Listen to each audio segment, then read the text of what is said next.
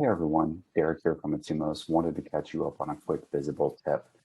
Tracking online channels can be difficult, but if you understand how the rules are written inside your Bizible UI, it becomes pretty simple.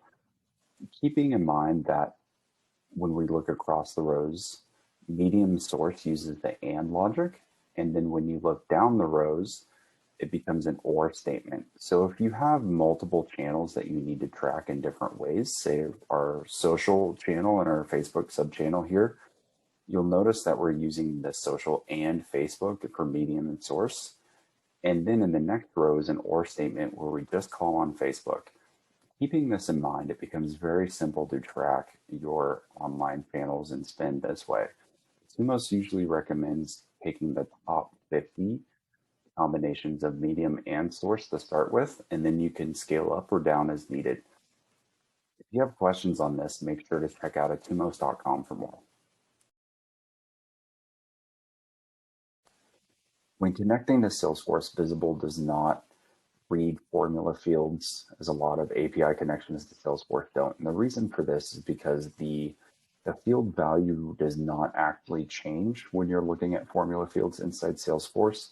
So if you have a custom opportunity amount that you're using on your objects within Salesforce that is a formula field, you'll need to create a workflow or some sort of process in Salesforce that actually stamps that value onto another field. You can then call on this new field, this Bizible only amount field, if you will, to allow Bizible to see dollar values for opportunities or any other formula fields that you might be looking to pull into Bizible. If you have any other questions on this, check out etumos.com. Hey everybody, Derek here with another Bizible quick tip. Syncing campaign members is very important for Bizible automation, and it can remove user error when tracking campaign codes inside of Salesforce. I know this seems daunting at first, but it actually becomes pretty simple when you go ahead and hit the edit button, and now we can see that our campaigns are broken out into nice and or logic.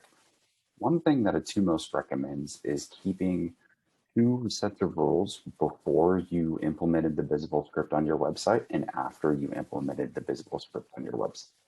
This helps keep Bizible from creating double touches for your online campaigns.